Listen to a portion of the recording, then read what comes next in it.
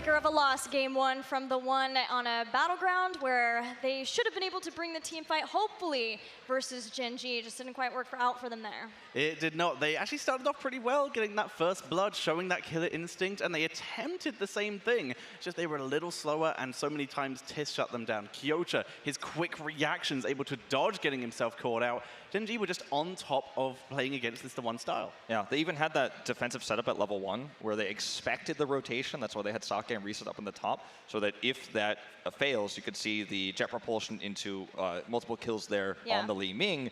But they came a little bit, they left a little bit too early, but still you could see they were even prepared for that moment. Well, one person I want to dive into detail from TheOne, who no doubt is going to be trying to lead the charge both figuratively and in the last game literally, is Lies. If you don't recognize this name, it's because normally this player goes by the name of Melody C on SPT.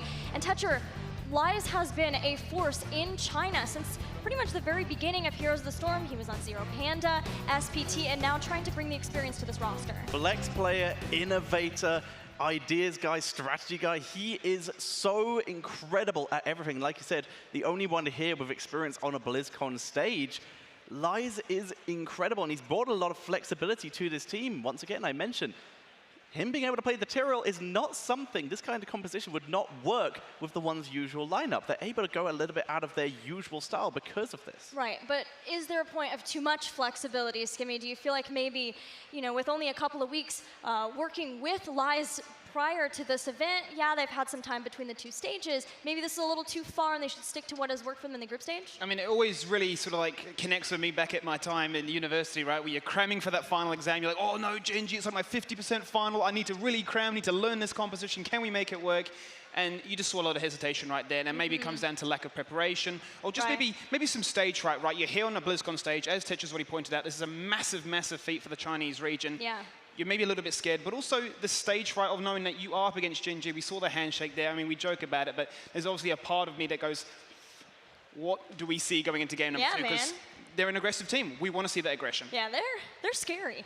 But let's see where they try to take them in their last stand as we go back to the Battleground pool. Things they picked before, Shrines is one. And that's where we're going to go, although it's because TheOne has chosen first pick. Gen.G takes us to Shrines, and though this is a comfortable place for TheOne, maybe a spot where they can tend to be out-macroed. We saw TheOne pick this a few times in their series, but not to the same level of success as some other maps. Yeah, they definitely like Infernal Shrines. It's been one of their most played maps and one of their higher win rate ones, but it's not one of those maps where you know that they can pull out a victory against a team like Gen.G, like maybe a Sky Temple. And Gen.G, of course, if you just go through their map percentage win rates, then you're likely never going to see anything below 80%. So in this case, just a solid map choice. Gen.G wanting to shut them out, just on comfortable ground. Right. TheOne has picked Shrines 3 matches and lost all 3 of those games. They're actually far better on Volskaya Foundry, where they get many opportunities to teamfight over those control points. But let's see what they can bring to Gen.G in game 2. The spotlight here for this fan will be the Diablo, of course, as that's been Gen.G's priority on this map, and pretty much globally, that's the hero you want to look at here. Not going to let that one through.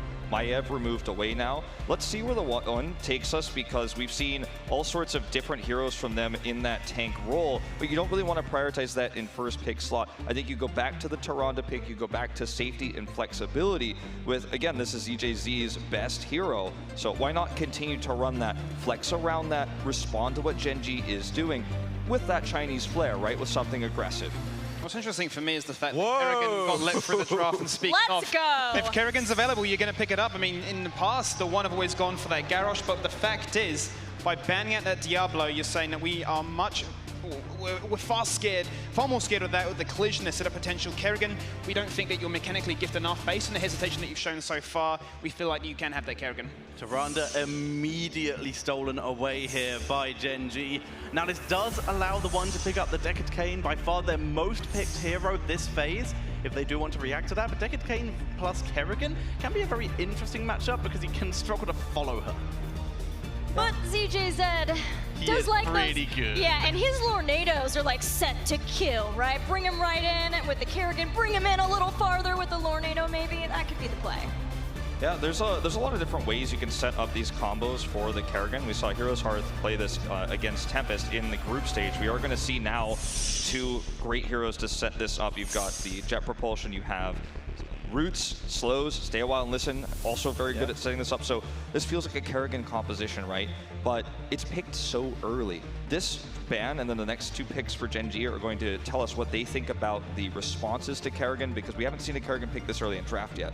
I think Gen.G now have a question in their mind of what engagement tank are we more scared of? Is it the Garrosh or is it the Anubrak? The Cocoon, whilst valuable, is very, very strong, and it will find a lot of value. But for me, as the one right now, I'm thinking you have to ban that Tyrael. We've seen how much success Gen.G have found, especially when they have it paired with a Tyrande, to make her have that sort of like that window when she's trying to get her heal back. The shield is there from Tyrael. You then got that protection for Raynor. Not to forget that it's double movement speed and double attack speed, so you just have so much ability to macro, micro, and just get kills. And they will remove it, but remember, the most picked hero for Kyocha in this tournament has also been the Yrel, which serves a very similar function. And I think that the armor that she's going to provide, plus the ability to knock Kerrigan away while she's trying to set up these combos, is another soft counter to this hero. So sure, Tyrael was probably the best hero you wanted for the job, but I think the Yrel is going to come in and find the response. However, we do not see that. We're going to see Arthas instead, an older counter before Yrel existed, and the Malthael.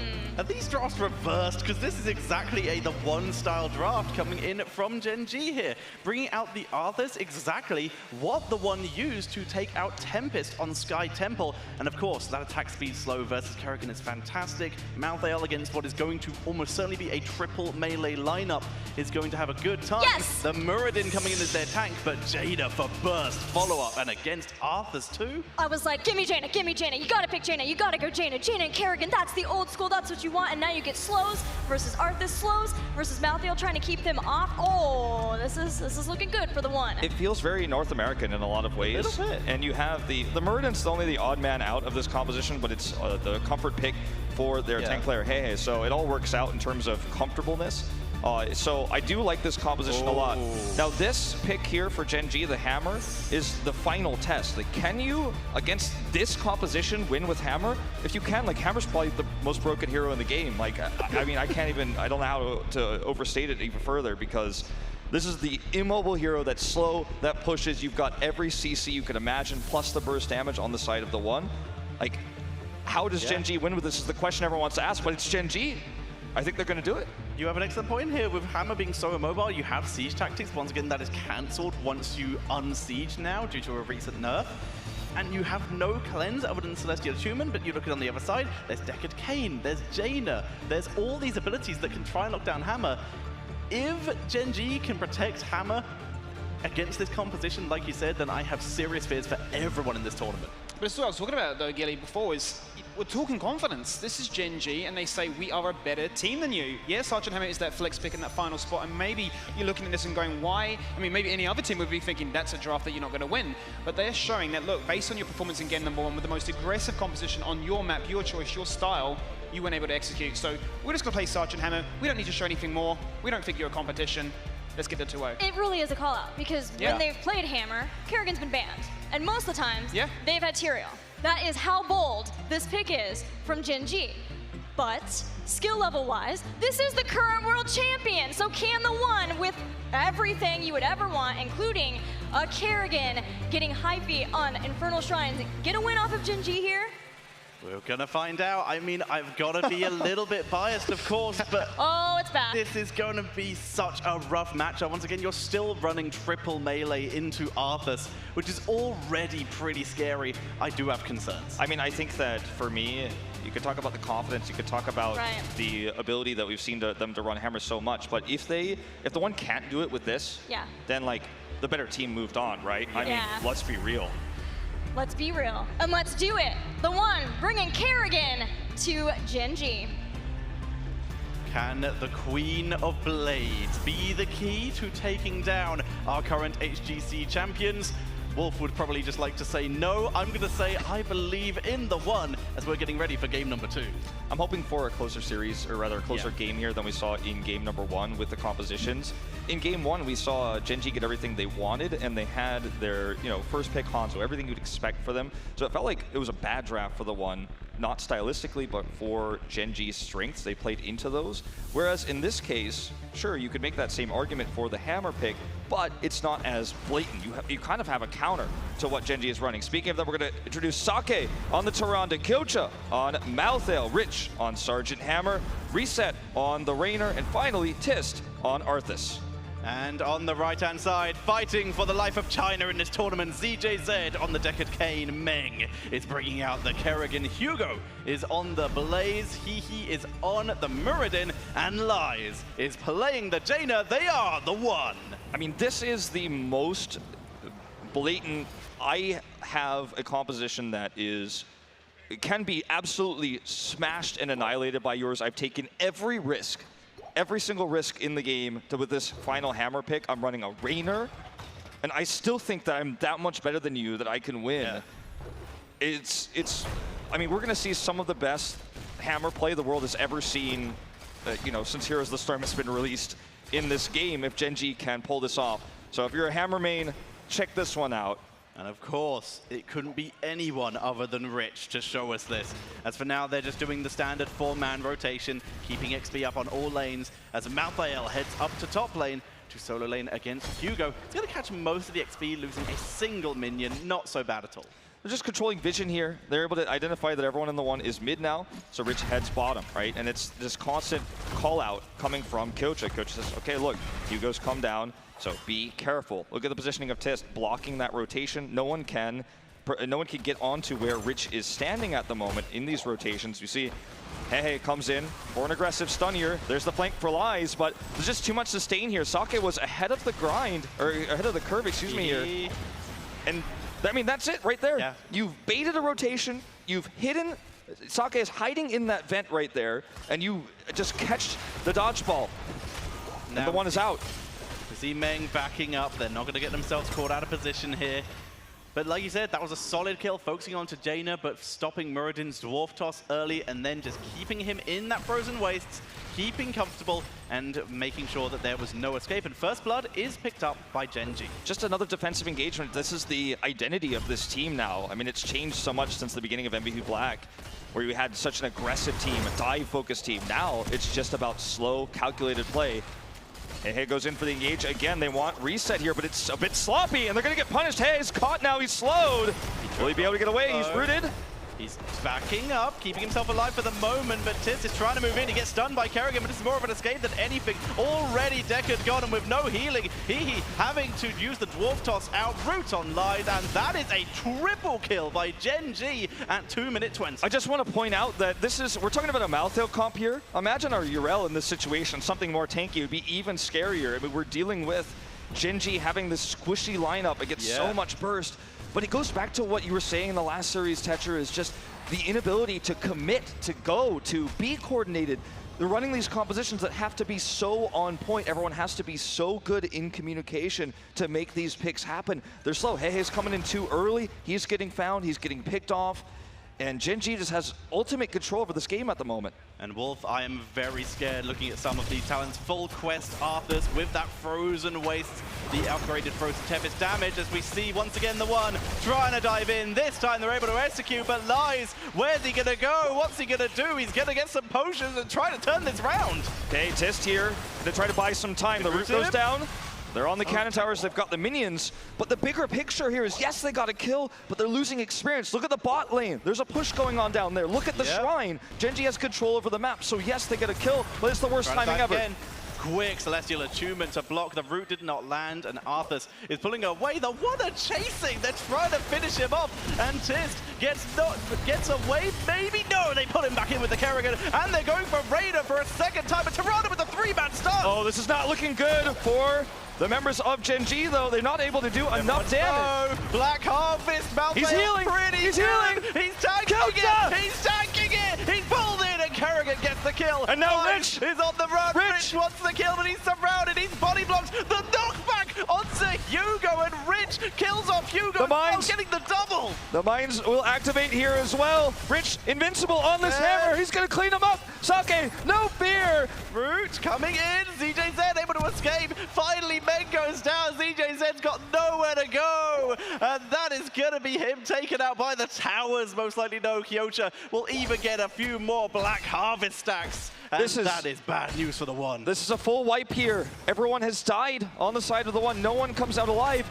Gen.G feels like a slingshot, right? No matter how much pressure you put on the band, no matter how you pull it back, it's going to fling in the other direction. They've taken every piece of aggression throughout this tournament, soaked it up, and turned it against their opponents. Their defensive engages, their turns with this setup, with the Sergeant Hammer, has been phenomenal. I mean, only really Dignitas has run similar compositions to find success internationally, but they have perfected this. I mean, we are talking about a Kerrigan-Jaina composition here with so much CC, and yet still, even though the One gets kills, they cannot finish off Gen.G. Gen.G is just too well set up. And every time they fight, the stacks of Gen.G accumulate. 99 on Frozen Waste, 9 on Frost Presence, and 79 now on Black Harvest. This could be setting up for a huge Tormented Souls play.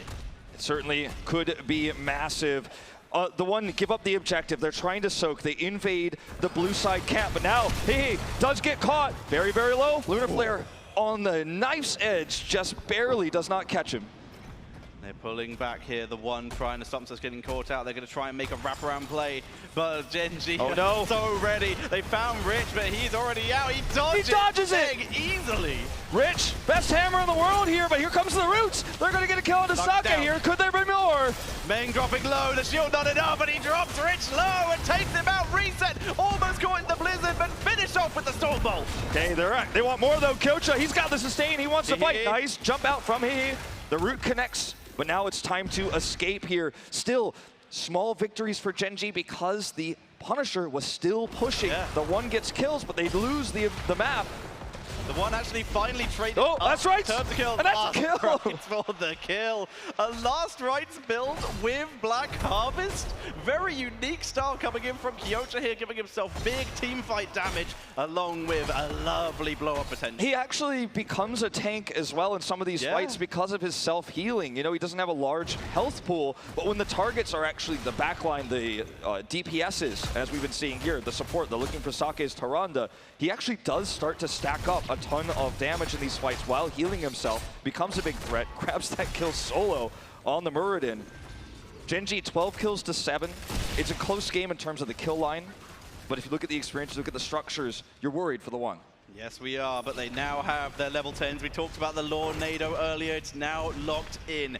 He is holding, and that's concerning to say the least. But the rest of the heroics are very standard. Bunker drop, the Maelstrom from Kerrigan, and summon Water Elemental, not going for that big wombo. Bang is caught! There's the follow-up stun! He's out, he's getting away as in comes Lies from the side, but Reset tanking through. Haymaker! Reset, they're trying to lock him down, and he is tanking through it! Okay, Bunker's up here, they want to get this chase going.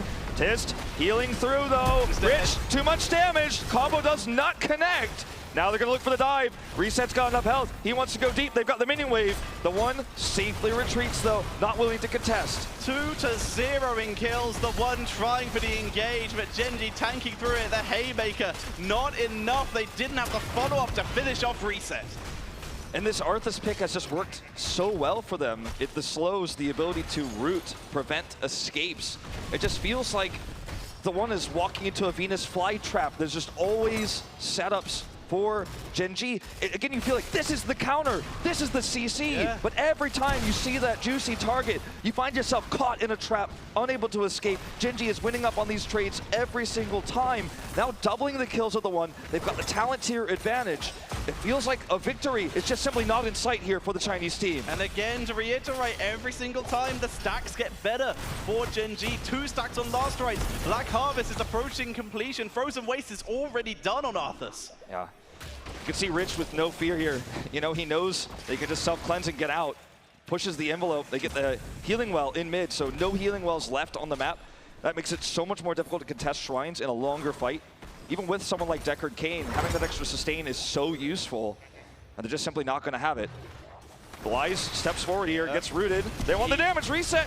Oh, if that Lunar Flare had come earlier, he would be a dead man right now. But here comes Main, quick siege tactic, last rights. Just the easiest turnaround. Bunker's being dropped, Blaiz gets in it last second. Look at Reset. Where's he gonna go? Reset's on the wrong side of the map. He wants to get into the base of the one. He doesn't want them to go home. Hey, it's gonna go down, but Reset is still putting off the damage here. Forts, no fear. Cannon towers, he's fighting in between them. He's the one who's preventing the retreat. This is just an absolute outclassing of Gen.G here. No matter the setups, it's just not coordinated enough. The targets are not all in sync here for the one. We're seeing Kerrigan combos one place. We're seeing the Blaze charge elsewhere. The roots from Deckard somewhere else entirely. Gen.G is a well-oiled machine, and the one feels like they are just throwing pieces of this composition at Gen.G one by one rather than a coordinated unit. 17 kills to 7 currently is a very clear picture for Gen.G.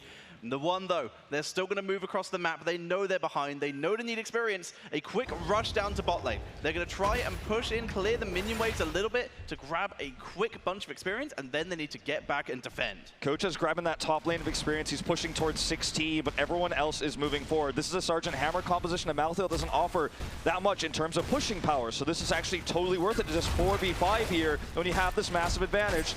Punisher goes in, looking for the clear here on this cannon tower. Reset's coming through. They're holding it together. Lai's got rooted, but he's tanking through it for the moment. They're backing up, able to kite this hammer pretty effectively. But the keep is dropping low very quickly, and Kyocha's trying to find a moment. Haymaker, they're going to try and blow him up before there's a chance. Tornado to zone away the rest of the team, and Kyocha is able to survive with the heals. Karanta. He's just never going to die here. Now the fort, rather the keep, is gone. 11 minutes into the game, the core A lot of tools. is exposed, but Gen.G doesn't want to take the risk. They have the 16 advantage, but they might as well just get out safe. Why take risks when you can guarantee yourself a victory instead? No deaths on that push, but the keep going down means further. The one is put on the back foot in terms of map control. 3.5 level lead here, and you could also see that Soul Collector coming into play. Combine that with the Massacre, the AoE Reaper's Mark from the Wraith Strike at level 7. Malthael is so tanky in these fights, and that is what's keeping Kyocha alive. Certainly true. It's just, it feels like no matter who you try to get, you just can't. And the one is missing the mark in terms of locking those Kerrigan combos together with a Blizzard. You know, they decided not to go for Stay a While and Listen for the mega combo. They went for the single pick. That links up with Haymaker. They have all these tools, but the execution leaves a little bit to be desired. And now Gen.G is again just gonna set up this bait. It looks like perfect opportunity. Look at this team, they're overextended. We should flank and kill them. But Kyocha is in position. He actually moves early. Bang. Bang is now in the perfect position. This might be the one's last chance. Okay, this has to be it. You are absolutely right. It's the last chance. Water Elemental is immediately annihilated. They're trying to get to Rich. They stun him after it's down, but he's able to escape, and Tis is causing mayhem. Haymaker comes out, but they just delivered him to Lies. And Kyocha denied the rotation in. Hugo can't get in here. Hey is so low. There's the first kill. It's going to be on to Jada. ZJZ, no way out. Reset is just going to push his way through. Nice dodge there, buy some time, but he goes down regardless. Gen.G wants this. They shove through. They ignore the keep. 19 kills to 7. 3 catapults, 5 versus 3. They are moving on. The core is dropping down. Again, Megan's denied. Last chance. Here comes the Maelstrom, but the core is dropping down. Down goes Kerrigan, but the can't hold on. That is going to be G&G. And Gen.G will take game number 2 and move on to the semi-finals. You would have thought there's no way this team can do it. They're running Sergeant Hammer into the Jaina Kerrigan. The CC is immense on the other side. They don't have a tank in the top lane. They've got Malthael. And yet still, with this Arthas pick, they're able to bait engage after engage. No matter how hard you push against this team, you're gonna find yourself flying away. The elasticity, the ability to run risky compositions like this, on a stage like this, when everything is on the line. No fear, no hesitation. This team looks primed yet again to win BlizzCon 2018. They really do. Incredible play coming in here from Gen.G, able to hold that together every single time. The one went in for an engage. There was either disengages or tankiness. Kyocha tanking through so many times. We saw Hammer just eating blizzards just to make sure his team could get to him and give him the chance to escape. And of course, Reina with that fight or flight, that extra armor, getting out so many times. Yeah, it's just, I mean, absolutely nuts to see this level of dominance. I mean, it's what you expect from Gen.G, but every time it's something new, it's something more impressive. Year after year, round after round. And for China, they made it this far for the first time ever, their first playoffs for a region. It's just unfortunate that that first opponent was the defending champion. They should be proud of how far they have got. They were able to put on quite the show, but like you said, they had to face up against this team. We are heading over to the stage with Kevin Michael Johnson and the winner's interview. That's right, Tetra. That's right, Tetra. I'm here with Rich from Gen.G. An absolute dominant play there in the round of 8. Congratulations on your victory. You didn't even really break a sweat, though there was an insane kill count on that last game. Did that matchup go the way that you expected? 일단 8강 경기에서 이긴 걸 축하드리고 경기 자체가 워낙 압도적이고 뭐 특별히 큰 어려움 없이 낙승을 거둔 것 같은데 오늘 치룬 경기들이 이제 원하는 대로 다 흘러간 건가요? 저희가 생각했던 대로 흘러갔고 아마 근데 4강부터는 좀 힘들지 않을까 싶어요. Everything went as expected today. However, I believe that from the semifinals, things gonna start to get more difficult. So we gotta be mentally prepared for that. Yeah, let's talk about that a little bit. Obviously, you're going to be matched up against the winner of Heroes Hearth Esports versus Team Liquid. We know Team Liquid managed to take a game off of you in the open bracket there. What are your thoughts on that matchup? Who do you think is going to take the victory? 이제 4강 대전 상대가 Heroes Hearth Esports 아니면 팀 리퀴드 두 팀 중 하나일 텐데 어느 팀이 이길 것 같고 그다음에 이제 팀 리퀴드가 그 오프닝 위크 때 조별리그에서 이제 젠지 상대로 1승을 챙겼었는데 그거에 대해서 팀 리퀴드의 전력에 대해서 어떻게 생각하는지 좀 궁금합니다. 저 생각은 히어로즈 하스가 올라올 것 같고요. 히어로즈 하스가 워낙 좀 다양한 조합을 쓰는 팀이라서 변수가 있을 것 같고 리퀴드 같은 경우는 다시 올라온다면은 3대 0으로 이길 수 있을 것 같아요. I believe that Heroes Hearth can take out Team Liquid because Heroes Hearth Esports has a lot of versatility in terms of forming their team compositions, using a lot of heroes in their pools. And also, if Team Liquid manage to come to the semifinals, we'll make sure we take them down 3-0. Wow, gauntlet thrown down. This is going to be exciting. Okay, well, let's take a second. Let's envision you guys make it all the way to the grand finals. Who would be your ideal opponent? I know Snitch in the open, he kind of threw the gauntlet down and he called you out. You rose to the occasion and you could meet Dignitas, but who, in your opinion, would be the ideal matchup for you in the grand finals?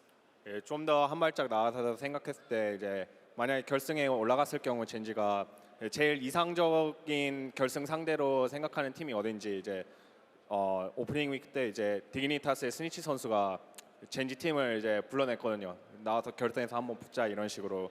그래서 이제 젠지 팀으로서는 어느 팀이 제일 결승 상대로 이상적인 대전 상대일지 궁금합니다. 당연히 디그니타스가 올라올 거라고 생각하고 있고 여기 HGC 파이널에서 디그니타스랑 같이 결승전에서 한 번 더 붙어보고 싶어요. We believe that Dignitas is going to make it all the way to the finals, and we'll make sure we're going to showcase some great Heroes of the Storm matches versus Dignitas if they were to come to the finals. All right, well, all the best on your journey to get there, Rich. Congratulations on your first victory. Guys, I'm headed back to the desk. Over to you. With that, Gen.G eliminates China's last team in the round of 8 and moves on to the semifinals confidently, but so confidently that they said, TheOne, you can bring the fight to us, but we're also a pretty good team fighting team. Yeah, they were able to just take every single time. They rarely ran away in that fight. They always just survived and then looked for turnarounds. The time TheOne chased early on behind the enemy fort, That was very aggressive even by the one standards, and Gen.G, they were calm. They knew they would lose members there because it was basically unavoidable, but they turned it round and just dominated the one in that fight. It's just been their identity throughout this year. It's not the dive anymore. It's not the aggression. It's not the I'm going to, rich kill you, as they say. It's more about the defensive engages, baiting these fights, making it look like Rich is way overextended. Like, how can he live here? Of course we attack him, but they're ready for all these scenarios. It's just amazing to watch these baited engagements. Like, okay, look where we are. We're actually pushing your keep right now. We're totally exposed. We don't even have vision of where you are, but I know exactly how you're going to try to fight us, and I still can win it.